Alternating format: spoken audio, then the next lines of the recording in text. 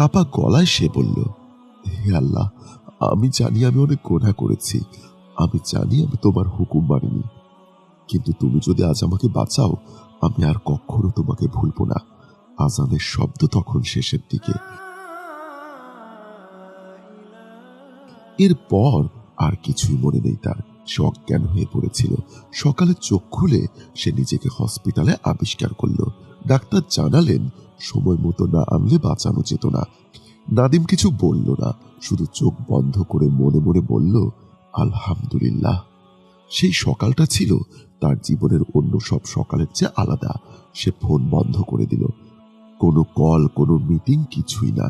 Hospital থেকে বের হয়ে সে ধীরে ধীরে মসজিদের দিকে হাঁটল। মানুষ অবাক হয়ে তাকিয়েছিল। নাদিম ভাই মসজিদে।